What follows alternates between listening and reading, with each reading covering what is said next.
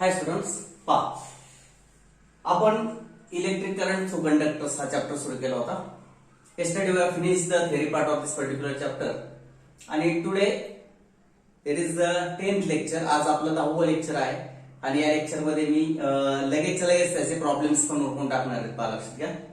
तर we will see the unsolved problems from your book. सगळेचे सगळे अनसॉल्व्ड प्रॉब्लेम मी सोडून देणार आहे. सॉल्व्ड प्रॉब्लेम जे आहेत बुक मध्ये ते तुम्ही पाहून घ्या सगळेचे सगळे. जर तुम्हाला लाईव्ह कुठला आला तर मला त्या ठिकाणी फोन करा किंवा व्हॉट्सअपला सांगा. पण सॉल्व्ह प्रॉब्लेम सोडून दिलेले असल्यामुळे मी ते काही घेत नाही आता सध्या. आपल्याकडे वेळेची मर्यादा आहे ऑनलाईन लेक्चर चालू असल्यामुळे. ठीक आहे, ज्या वेळेला आपले ऑफलाईन लेक्चर चालू होतील त्यावेळेला आपल्याला ते पण घेता येतील. पण आता सध्या थोड्याशा वेळेच्या मर्यादेमुळे आपण सगळे अनसॉल्व्ड जे प्रॉब्लेम आहेत ते पुस्तकाच्या खाली आहेत ते सगळे आपण सोडून घेऊयात. पहा लक्ष द्या. तर मी सगळेचे सगळे याच्या हा जो काय आपण चॅप्टर पाहिले या चॅप्टर मध्ये जे काय आपण फॉर्म्युले पाहिले हे लेक्चर संपल्यानंतर तुम्ही सगळे फॉर्म्युले एका ठिकाणी लिहून घ्या त्यातले. ऑल दिस फॉर्म्युले वी हॅव सीन. आता मी त्याच्यामध्ये जास्त वेळ घालवणार नाही. काय ठीक आहे. All we have seen all the theory part of this particular chapter and in this theory part we have seen all this फॉर्म्युले. सगळे फॉर्म्युले आपण या ठिकाणी पाहिलेले आहेत. तर जसं एखाद्या गणितात तो फॉर्म्युला येईल तसं मी एक्सप्लेन करेलच त्याचा. पण सगळे फॉर्म्युले तुम्ही एका ठिकाणी लिहून घ्या आणि मग एक एक गणित आपण सॉल्व्ह करू. जसं गणित संपेल तसं तुम्ही काय करा ते पॉज करा, लिहून काढा किंवा मग स्क्रीनशॉट घ्या. पण पॉज करून लिहून काढा. दुसरं गणित झाले की दुसरं पॉज करा, लिहून काढा. अशा पद्धतीने तुमच्या नोटबुक मध्ये सगळे एक्झाम्पल सॉल्व्ह करून होतील. अशा प्रकारे आपण जाऊयात. चला पहा. Let's start the class. First one. पहिला जो काय प्रॉब्लेम आहे तो मी या ठिकाणी लिहिलाय. What is the resistance of one of the rails of a railway. रेल्वेच्या एका रेलचा रेजिस्टन्स किती असं सांगितलंय. हॅव्हिंग द लेंथ ऑफ काय सांगा 20 किलोमीटर ऍट 20 डिग्री सेल्सिअस. पहा यू कॅन सी दॅट. पहा या ठिकाणी तुमच्या असं लक्षात आलं की ओरिजिनल टेम्परेचर जे आहे किंवा लेंथ आपण म्हणूयात. पहा लक्ष द्या. लेंथ ऑफ रेल्वे ट्रॅक किती आहे सांगा 20 किलोमीटर. आता kilometre is not the standard unit. किलोमीटरच्या वेळी आपल्याला काय करावं लागेल सांगा 20,000 मीटर असं करावं लागेल मला. तर सर्वांना ठीक आहे. आता टेम्परेचर जे आहे त्याचं किती आहे सांगा. टेम्परेचर किती आहे सांगा. आपण टी म्हणूयात त्याला. T is equal to 20 degree Celsius. The cross section area of the rail is 25 cm square. Area जो आहे क्रॉस सेक्शनचा तो किती आहे सांगा 25 cm स्क्वेअर. म्हणजे आपल्याला असं लिहिता येते की 25 × 10⁻⁴ मीटर स्क्वेअर. कारण का तर 1 सेंटीमीटर हा 10⁻²⁻² मीटर एवढा असतो. म्हणजे दोघांचा स्क्वेअर केला आपण, स्क्वेअरिंग जर केलं तर 1 cm square is equal to किती येणार सांगा 10⁻⁴ मीटर स्क्वेअर येणार आहे. म्हणून 25 cm स्क्वेअर येणार आहे 25 × 10⁻⁴ cm स्क्वेअर. कळलं सर्वांना. या पद्धतीने येईल. राईट, ठीक आहे. चला मी स्टँडर्ड युनिट करून घेतोय त्यांचे. लक्षात घ्या. आता पुढे जाऊयात बघा. And the rail is made up of steel having the resistivity. आता रेजिस्टिव्हिटी दिलेली आहे rho. It is nothing but काय सांगा 6 × 10⁻⁸ ओहम मीटर.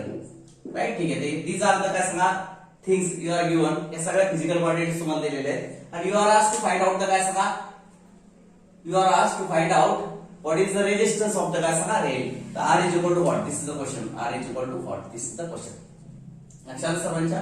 ठीक आहे. चला आपण एक्झाम्पल सॉल्व्ह करायला घेऊयात. पहा लक्षात घ्या. we are going to solve this example now. We have आपल्याला काय माहिती आहे पहा लक्षात. Resistance is direct proportional to काय सांगा L आणि इनव्हर्स प्रोपोर्शनल टू काय सांगा A. म्हणून आपण असं लिहितो की R मी थेरी पण सांगतो थोडीशी तुम्हाला. रो L आपण काय सांगा A. म्हणून आपण लिहितो की रो इज इक्वल टू काय सांगा R A अपॉन L. तर this is the formula I have written here. Rho is equal to R A upon L. Right, this is the formula I have taken. तर तो formula मी या ठिकाणी घेतलाय. तर त्या फॉर्म्युल्याचा उपयोग आपण करूयात. पहा लक्षात. रो इज इक्वल टू पहा लक्षात what is value of R. Sorry we are test to find out the काय सांगा R इटसेल्फ. आपल्याला R च काढायचं. चला मग हा फॉर्म्युला आपण वापरूयात. पहा R इज इक्वल टू काय सांगा रो L अपॉन A. मग सांगा मला R इज इक्वल टू सांगा what is value of rho 6 × 10⁻⁸ काय सांगा -8 into L. What is the value of L? L is nothing but the 20,000 meter. 20,000 meter divided by पहा लक्षात द्या 20,000 upon A. What is the area? आता area जो आहे what is the cross section area? It is given 25 cm square. That is 25 into काय सांगा 10⁻⁴ cm meter square असं त्या ठिकाणी दिलाय. So we can solve it further. 25 × 25 25 8 200 800 here it is आणि 8 काय सांगा 48 4800. right, ठीक है 4800 into 10⁻⁸ and divided by काय सांगा 10⁻⁴. You can say that 4800 into काय सांगा 10⁻⁸ plus 4. This -4 goes there. Then 4800 and काय सांगा 10 काय सांगा -4. That's why you can write that काय सांगा 4800. That's why you can write 48 ohm. That this is the काय सांगा resistance of the conductor. That is one rail of the काय सांगा दॅट रेल्वे ट्रॅक. कळलं सर ना, त्या रेल्वे ट्रॅकच्या एका रेलचं 20 किलोमीटर लांबी होतं, त्याचा जो रेजिस्टन्स आहे तो येणार आहे 0.48 ओहम. दिस इज द काय सांगा रेजिस्टन्स ऑफ दॅट काय सांगा railway track of one rail. कळलं सरांना, ठीक आहे. तर this is the first example, right. ठीक आहे. तर यू हॅव टू पॉज, ते पॉज करा, लिहून घ्यायचा, नाही तेव्हा स्क्रीनशॉट काढून, पण शक्यतो पॉज करा आणि लिहून घ्या, म्हणजे मग पुढे लेक्चर कंटिन्यू करता येतं. आता मी रेप करणार आहे, त्या पॉज करायला आता पॉज करून घ्या, मी रेप करून पुढचं गणित लिहिणार आहे आता, right. Okay,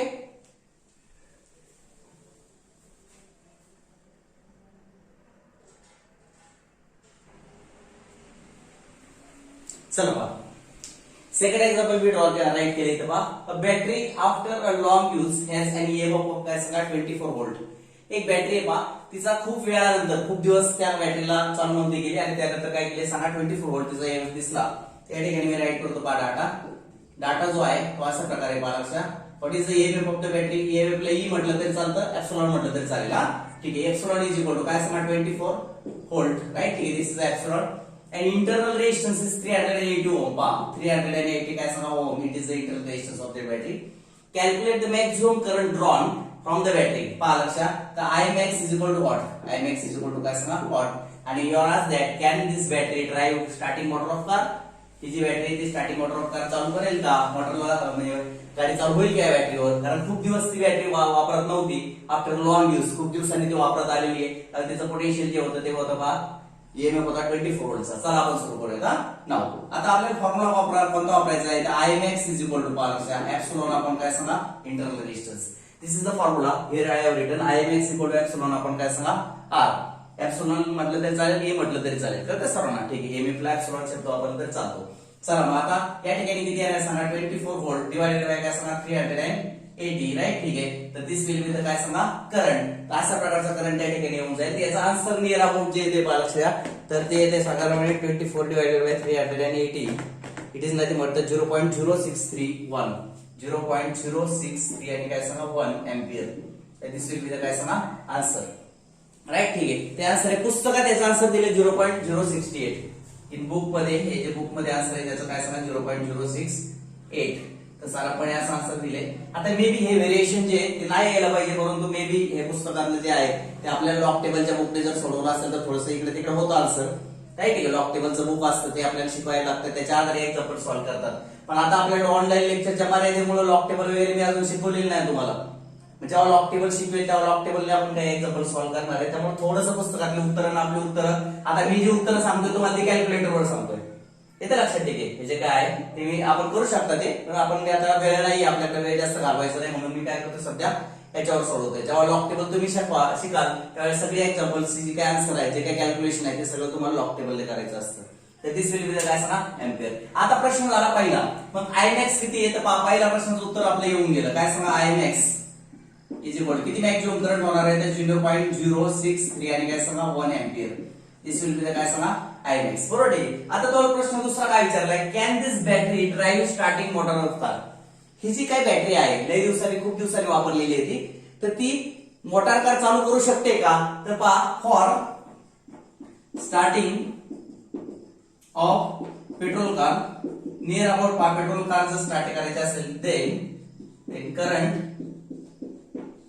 should be between 60 to 200 ampere. Current हा जो आहे तो 60 ते 200 एम्पियरचा असावा लागतो. किती 60 ते 200. डिझेल कारला तर आणखी करंट लागतो, कारण डिझेल कारचं इंजिन थोडं मोठं असतं कुणापेक्षा पेट्रोल कारपेक्षा. तर पेट्रोल कारला नियर अबाउट एवढं लागतो एम्पियरचा करंट त्या ठिकाणी लागतो. पण हा जो Imax आहे Imax इज लेस दॅन काय सांगा 60 एम्पियर. Imax जो आपला बॅटरीमुळे ड्रॉ झाला तो, म्हणून काय पहा दिस बॅटरी बरोबर आहे. ही जी काय बॅटरी आहे कॅन नॉट काय सांगा स्टार्ट द मोटर कार. ही बॅटरी जी आहे ती मोटर कार काय करू शकणार नाही सांगा स्टार्ट करू शकणार नाही. असं आपलं त्या ठिकाणी आन्सर येईल. तर त्या सर्वांना मॅक्सिमम करंट एवढाच ड्रॉ करते. इट इज लेस दॅन काय सांगा 60 ampere, much less than 60 ampere. and that's why this battery cannot start the motor car. This is about the example number 2.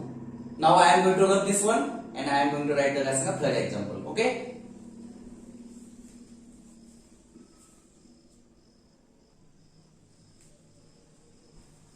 पहा third example I have written on the board. तिसरं example मी आता बोर्डवर लिहिलेलं आहे. A battery of EMF 12 volt 12 व्होल्टची एक battery आहे आणि इंटरनल रेजिस्टन्स 3 ओम. डाटा मी या ठिकाणी राईट करतोय सुरुवातीला. लक्षात आहे सर्वांनी, what is the data is given to you. Battery of EMF epsilon तुम्हाला दिलाय की सांगा 12 व्होल्ट. त्यात इंटरनल रेजिस्टन्स आपण स्मॉल r म्हणतो असो 3 ओम. कनेक्टेड इन द काय सांगा series. Connected series to resistor. If the current of the circuit is काय सांगा 0.5 ampere. I is equal to काय सांगा 0.5 एंपियर. आणि कॅल्क्युलेट द काय सांगा रेजिस्टन्स म्हणजे capital R is equal to what and second one calculate the terminal voltage of the काय सांगा battery that is V is equal to what. तर ते सर्व टर्मिनल व्होल्टेज म्हणजे V. लक्षात ठेवा हे आपल्याला काढायचे फाइंड आउट करायचे. चला आपण इझी अशा प्रकारचा एक्झाम्पल आहे. आपल्याला माहिती आहे पालकशा बाय ओम्स लॉ बाय काय सांगा ओम्स लॉ ऑफ किंवा फॉर कंप्लीट सर्किट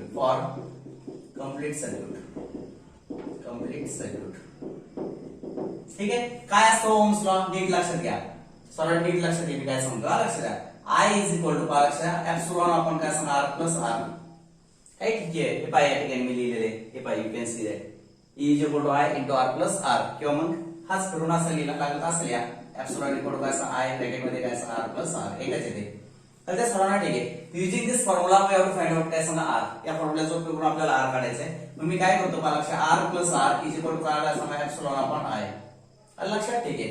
मग त्या ठिकाणी मला लिहिता येईल की R प्लस R. आता what is value of R it is not known but smaller is given to you किती 3 volt is equal to what is epsilon 12 and what is the current drawn 0.5 R plus 3 is equal to काय सांगा 12 upon 0.5 that is काय सांगा 24 12 upon 0.5 24 कळतं सर्वांना. मग R is equal to किती सांगा 24 minus 3 you can see that R is equal to 21 ohm. So this is the external resistance. हे झालं पहिल्या पार्टचं उत्तर. Calculate the resistance of resistor. कळतं सर्वांना resistance of resistor आलाय resistance of resistor is equal to 21 ohm. हा झाला पहिला पार्ट राईट ठीक आहे. आता दुसरा पार्ट काय विचारलाय पहा. Calculate the terminal voltage. हा ठीक आहे. हा झाला ए पार्ट आपला.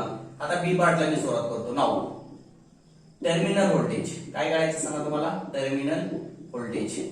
आता टर्मिनल व्होल्टेज म्हणजे V तर V इज इक्वल टू काय असतं सांगा I इंटू R असतं. तर I ची व्हॅल्यू जी आहे ती आपल्याला माहिती 0.5 त्याचं सर्वांना 0.5 आणि इंटू याचा R ची व्हॅल्यू किती आली आपली सांगा 21 ओम.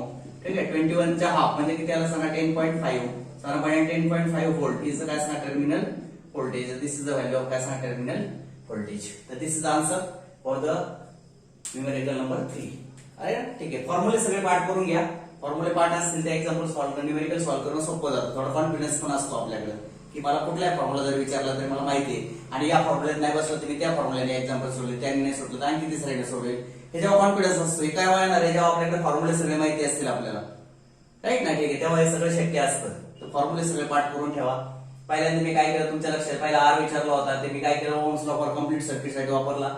कंप्लीट सर्किट मध्ये मी तुम्हाला सांगितले की V I एक्सटर्नल पोटेन्शियल असतं आणि एप्सिलॉन म्हणजे वन सारवंत क्लोज सर्किट साठी 1 कूलॉम चार्ज फिरवण्यासाठी जेवढं कार्य करतात त्याला एप्सिलॉन म्हणतात. हे थेअरी शिकवताना आपण सगळ्या गोष्टी शिकलेलो आहोत राईट. ठीक आहे. त्याचा उपयोग केला आपण या ठिकाणी काय केलं ते एक्झाम्पल सॉल्व्ह केलं. तर I am going to take the example number 4 now. आता मी एक्झाम्पल 4 येणार आहे.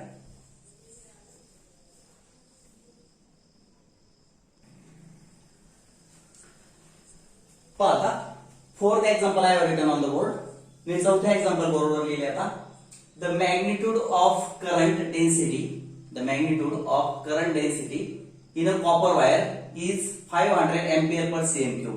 पाहता लक्षात करंट डेन्सिटी ही जे आहे पहा लक्षात द्या. या ठिकाणी मी डाटा लिहितोय पहा लक्षात द्या. डाटा करंट डेन्सिटी ज्याला आपण जे म्हणत असतो तर जे किती दिले तुम्हाला सांगा 500 एम्पियर पर काय सांगा सीएम क्यूब.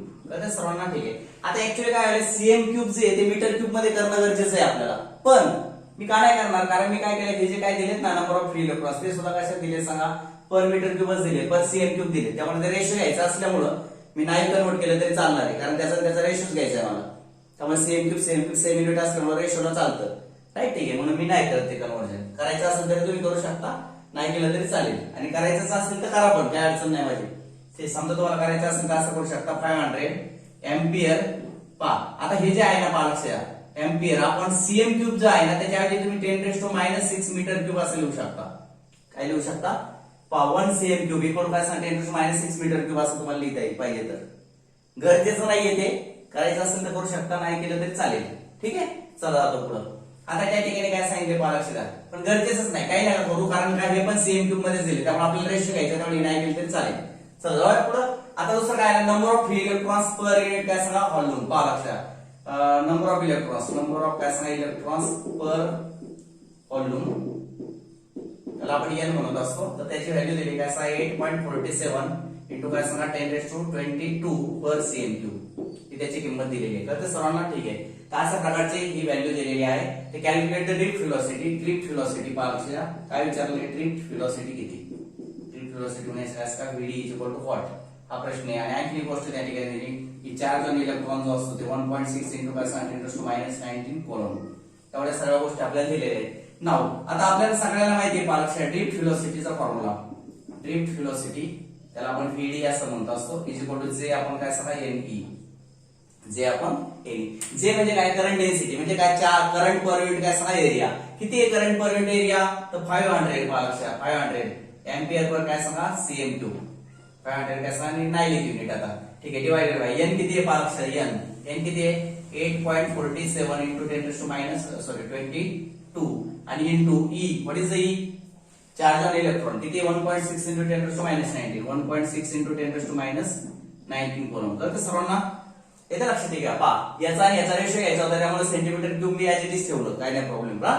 ठीक आहे, आणि मग हे जे काय हे तुमच्या असं लक्षात येईल की 500 डिवाइडेड बाय काय सांगा 8.47 इंटू 1.6 इंटू काय सांगा या ठिकाणी तुमच्या असं लक्षात येईल की इंटू 10 काय सांगा 3 राहतील.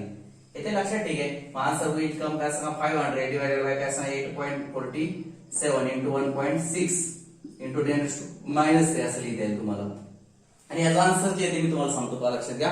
याचा आन्सर येते 500 डिवाइडेड बाय 8.47 आणि डिवाइडेड बाय काय वन्स अगेन 1.6.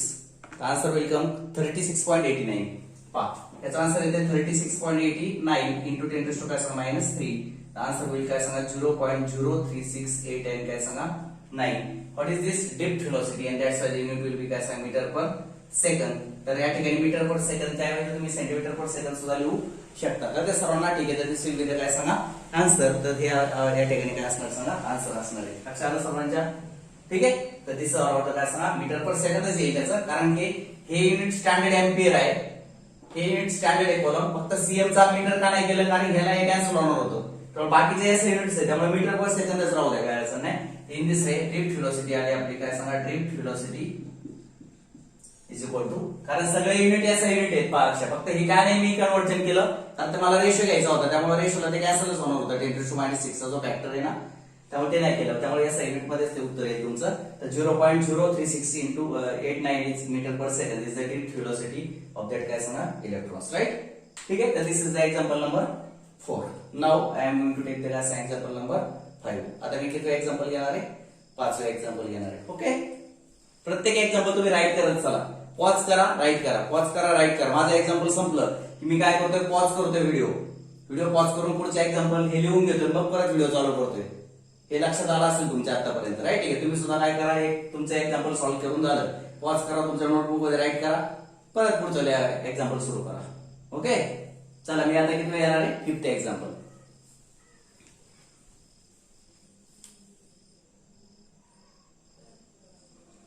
पहा आता 5th example I have written on the काय बोर्ड. मी 5वा एक्झाम्पल बोर्डवर लिहिलेले आता.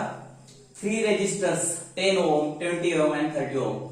पहा 10 ओमचा एक रेजिस्टर आहे, 20 चा एक, 30 चा एक, कनेक्टेड इन काय सांगा सिरीज. पहा अक्षर सिरीज अरेंजमेंट आहे, तुमच्या लक्षात आलं असेल. सिरीज अरेंजमेंट कसे असते तुम्हाला सर्वांना आहे आयडिया त्याची.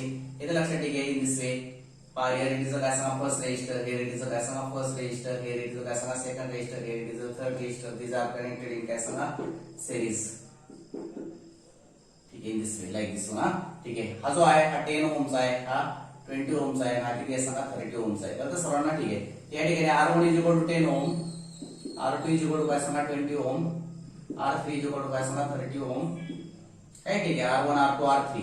तर तुम्हाला पहिला प्रश्न जो आहे पालक्षा, find the equivalent resistance of series combination. तर पहा फॉर सिरीज कॉम्बिनेशन, तुम्हाला सर्वांना माहिती आहे सिरीज कॉम्बिनेशन मध्ये रेजिस्टर जोडलेले असतील तर RS इज इक्वल टू काय असं सांगा R1 प्लस R2 प्लस काय सांगा R3 तर दिस इज द काय सांगा what is R1 10 ohm, what is R2 20 ohm, what is R3 30 ohm. तर 10 20 30 आणि 30 किती सांगा 60 ओम विल बी द काय सांगा इक्विव्हॅलंट रेजिस्टन्स. तर सरांना आता पहिल्या प्रश्नाचं उत्तर आलं 60 ओम. 60 ohm is the answer of काय सांगा first question, right? ठीक आहे. Now we want to see the काय सांगा second one. पहा आता B. When this series combination is connected to 12 volt battery. आता ही बॅटरी जी आहे तिचं 12 volt ची सप्लाय आहे, त्यानंतर रिझल्ट रेजिस्टन्स आहे. याच्या अक्रॉस आपण पोटेन्शियल किती घेतो सांगा V1, याच्या अक्रॉस पोटेन्शियल किती असतं सांगा V2, आणि याच्या अक्रॉस पोटेन्शियल आहे याला काय म्हणू आपण सांगा V3. तर ते सर्वांना टोटल पोटेन्शियल V आहे. तर ते सर्वांना ठीक आहे. आता काय करायचं मला लक्षात घ्या. रिझल्टंट रेजिस्टन्स किती आला सांगा 60 ओम चा आहे. मी काय करतो करंट काढून घेतो. काय करतो का करंट, कारण current is flowing through each resistance same. हा ठीक आहे. नाउ वी फाइंड पालक्षा we find current. We find काय सांगा करंट. तर I इज इक्वल टू काय असं सांगा V upon R, right. RS means what, R means what काय सांगा RS. तर V अपॉन RS इज काय सांगा करंट. आता मला सांगा करंट किती चालेल. What is the voltage. Voltage you can check. yes it is 12 volt battery, 12 व्होल्टची बॅटरी आणि रिझल्टंट रेजिस्टन्स किती आहे 60. पहा कारण संपूर्ण याचा रेजिस्टन्स किती आहे सांगा 60 आणि त्यातून करंट किती चाललाय सांगा I is the current flowing through the. मग 60 ओमचा रेजिस्टन्स मधून I एवढा करंट चाललाय. 12 पंचे काय सांगा 60. 60 कडे 1 छेद काय सांगा 5 म्हणजे 0.2 असं आपल्याला लिहिता येईल. तर this is the ampere current. This ampere current is flowing. लक्षात ठीक आहे. करंट किती फ्लो होतोय समजलं तुम्हाला 0.2 एम्पियरचा करंट फ्लो होतोय. आता मला काय करायचं का लक्षात. नाव V1 is equal to potential across first resistor is equal to काय सांगा I into R1, राइट. ठीक आहे. मग V1 equal to I into R1. What is I, किती करंट चाललाय. जेव्हा सिरीज अरेंजमेंट असते तेव्हा current flowing through each resistor is same. प्रत्येक रेजिस्टर मधून सेम करंट चालला. जो करंट इथून इथं जाईल तोच इथं जाईल, तोच इथं जाईल आणि इकडे जाईल कंटिन्यू करते. पॅरललला मात्र करंट स्प्लिट होतो पण सिरीजला करंट सेम असतो. मग करंट इज सेम आणि R1 what is R1 into 10. तर आन्सर कम्स काय सांगा 2 ओम. काय 20 2 ओम बरोबर. ठीक आहे. Sorry 2 volt. 2 काय सांगा व्होल्ट. कळतंय सर्वांना ठीक आहे. आता V2 इज इक्वल टू काय सांगा I into R2. I तर सेमच आहे आणि R2 किती ओमचा आहे सांगा 20 ओमचा रेजिस्टन्स आहे. म्हणजे किती आला सांगा 4 व्होल्ट. म्हणजे ह्याच्या अक्रॉस 2 व्होल्ट, ह्याच्या अक्रॉस 4 व्होल्ट. आता उरलं किती 12 पैकी 2 आणि 4 6 गेले. 6 आणि 6 12. V3 च्या अक्रॉस 6 व्होल्ट येणार पाहिजे असते. V3 इज इक्वल टू लक्षात घ्या I into काय सांगा R3. I किती होता सांगा 0.2 आणि त्याचा पोटेन्शियल त्याचा रेजिस्टन्स होता 30 ओम. मग किती आला सांगा 6 व्होल्ट. अशा प्रकारे 2 आणि 4 6 आणि 6 12 टोटल पोटेन्शियल 12 होतं बॅटरीचं. ते स्प्लिट झालं. कळलं सर्वांना ठीक आहे. मग अशा प्रकारे 2 व्होल्ट 4 व्होल्ट आणि काय सांगा 6 व्होल्ट. मग तिथे विचारले obtain the potential across each resistor. पहिल्या रेजिस्टरच्या अक्रॉस 2 व्होल्ट, सेकंड रेजिस्टरच्या अक्रॉस 4 व्होल्ट आणि थर्ड रेजिस्टरच्या अक्रॉस 6 व्होल्ट. कळलं सर्वांना. तर this is the question answer of काय सांगा B sub question. Here it is answer of A sub question. आलं लक्षात. दिस इज द एक्झाम्पल नंबर 5. हे एक्झाम्पल किती होतं आपलं 5चं एक्झाम्पल होतं. आलं लक्षात. आता मी किती येणार आहे 6th एक्झाम्पल. तर we are going to see 6th example now.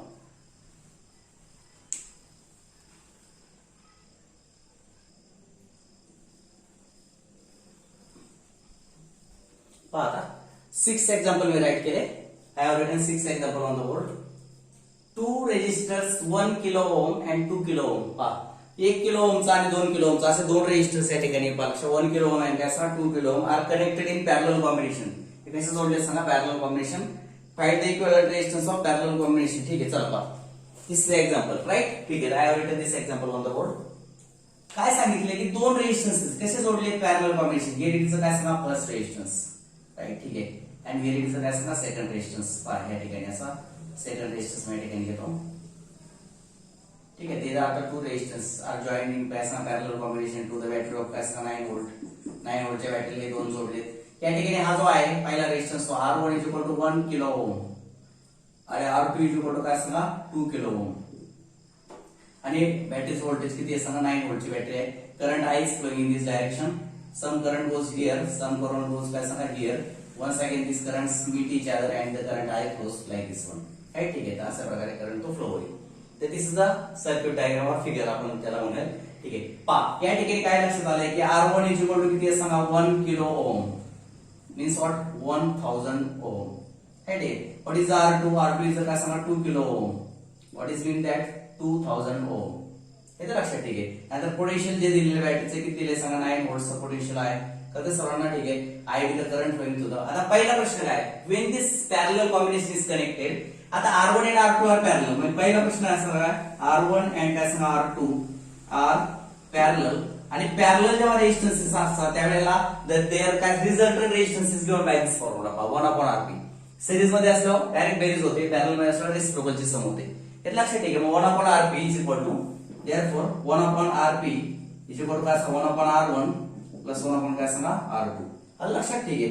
मग आता पहा या ठिकाणी आपण सॉल्व्ह करूयात. पहा लक्षात द्या. देअरफॉर मी या ठिकाणी लिहितो 1/Rp इज इक्वल टू 1/1000 आणि प्लस 1 काय सांगा 2000. नीट लक्षात घ्या. 1/1000 प्लस 1 काय सांगा 2000. What you can see 1/Rp is equal to 1 plus 1 that is काय सांगा 2 मला हे करायचं नाही 3 मला वाटतं 2000 येईल. ठीक आहे. त्याचे थोडंसं आपण हे करूया 2000 घेऊयात या ठिकाणी. हिअर इट इज काय सांगा 1, हिअर इट इज काय सांगा 2, 2 प्लस 1 काय सांगा 2 प्लस 1 याचा अर्थ काय सांगा 3/2000. इथे लक्षात. ठीक आहे. याचा अर्थ Rp इज इक्वल टू काय सांगा 2000 आपण काय सांगा 3 3 सक 18 सरांकडे 2 उरले 3 सक 18 3 सक 18.66 राईट. ठीक आहे. तर ohm this is the resultant resistance. कळतं सर्वांना. रिझल्टंट रेजिस्टन्स आलाय 666.66 ओम. राईट. ठीक आहे. तर this is the resultant resistance. याला मी ब्रॅकेट करतो. पहा लक्षात. Rp इज इक्वल टू काय सांगा 666.66 ओम. म्हणजे आपण असं लिहू शकतो 1000 ने डिवाइड केलं तर 0.66 किंवा 67 किलो ओम. 1000 ने डिवाइड केले की किलो ओम मध्ये आन्सर येईल तुमचं. तर दिस इज द काय सांगा रेजिस्टन्स इन पॅरलल अरेंजमेंट. तर सर्वांना. ठीक आहे. आता पॅरलल हे झालं पहिल्या प्रश्नाचं उत्तर. आता सेकंड क्वेश्चन जो आहे माझं लक्ष द्या. काय when this parallel combination is connected to 9 volt supply.